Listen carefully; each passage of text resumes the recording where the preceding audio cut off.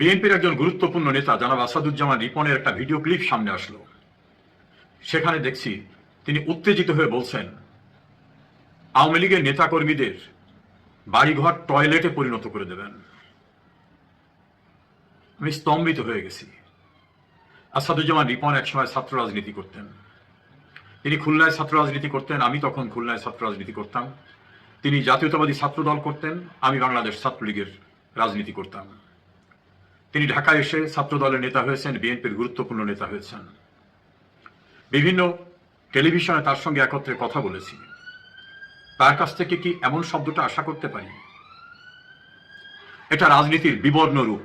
একজন শিক্ষিত মানুষ তিনি হুমকি দিয়ে বলছেন আওয়ামী লীগের নেতাকর্মীদের বাড়ি টয়লেটে পরিণত করে দেবেন। রিপন সাহেব, আপনার যিনি নেতা, প্রধানমন্ত্রী এবং যিনি আপনার দলের প্রধান জনাব তারেক রহমান, তার কাছ থেকে কিন্তু আমরা শুনিনি যে তিনি আওয়ামী লীগের নেতাকর্মীদের বাড়িঘর টয়লেটে পরিণত করে দেবেন। তবে 2024-এর ভয়াবহ সন্ত্রাসী ঘটনার পরে ধারাবাহিকভাবে বাংলাদেশে যত লুণ্ঠন, অত্যাচার, বাড়িঘর লুটপাট করা, মাছের ঘের লুটপাট করা, ব্যবসা প্রতিষ্ঠান লুটপাট করা, ঘর বাড়ি লুটপাট করা, গাছের ফল লুটপাট করা সহ যত লুটপাটের ঘটনা ঘটেছে তার অধিকাংশ কিন্তু রিপন সাহেব আপনার দলের লোকেরাই করেছে। কারণ এনসিপি বাংলাদেশে ছিল না। এনসিপিতে ইউনূস সাহেবের একটা প্রোডাকশন, এটা তো আর বাংলাদেশে কোনো দল ছিল না। বাংলাদেশে যত লুটপাট হয়েছে, সন্ত্রাস হয়েছে, রাহাজানি হয়েছে, চাঁদাবাজি হয়েছে, মব হয়েছে, মানুষকে চরমভাবে অপমান করা হয়েছে, নির্যাতন করা হয়েছে, আইন হাতে তুলে নেওয়া হয়েছে, তার অধিকাংশ কিন্তু রিপন সাহেব আপনি যে দল করেন সেই দলের নেতাকর্মীরা করেছে। একই অভিযোগে আপনার দলের অসংখ্য নেতাকর্মীদেরকে কেন্দ্রীয় সিদ্ধান্তে বহিষ্কার করা হয়েছে, যদিও সে বহিষ্কারের পরে আবার তাদের বহিষ্কারাদেশ প্রত্যাহার করা হয়েছে।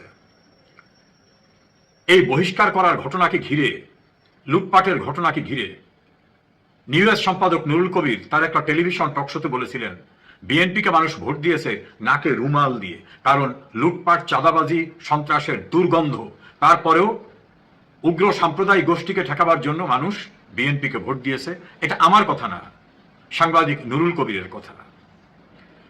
রিপন সাহেব, বাংলাদেশের যে প্রান্তে যেখানে যাবেন সেখানে যত লুণ্ঠন হয়েছে, বাড়ি লুটপাট হয়েছে, রাহাজানি হয়েছে, আইন লঙ্ঘন করার ঘটনা ঘটছে, চাঁদাবাজি হয়েছে, সব কিন্তু আপনার দলের নেতাকর্মীরা করেছে।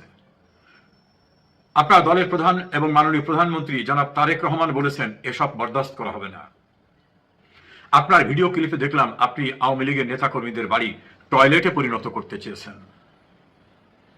রিপন সাহেব, দিন কিন্তু অনন্তকাল থাকে না, দিনের পর রাত আসে। রাতও কিন্তু একসময় পরিসমাপ্তি ঘটিয়ে সকালের আলোতে পরিণত হয়। আপনার যে হুঙ্কার এবং হুমকি, এটা কি কোনো ভদ্রজনচিত রাজনৈতিক কথা?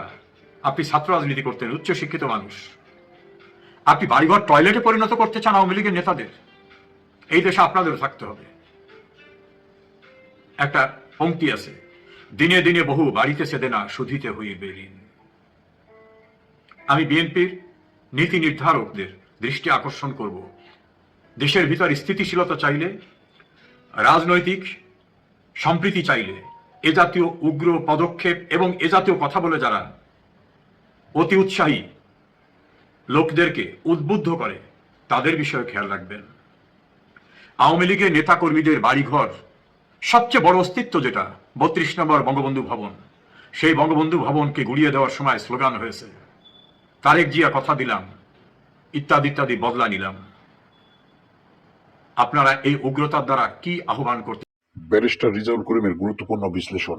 ঘুরে দাঁড়াবি, এমন কোন গ্রাম, এমন কোন বাড়ি নাই যেখানে আওয়ামী লীগ আর নেই। আওয়ামী লীগের নেতাকর্মীদের বাড়ি টয়লেটে পরিণত করার পরিণতি ভয়াবহ হবে, সেদিন খুব দূরে না।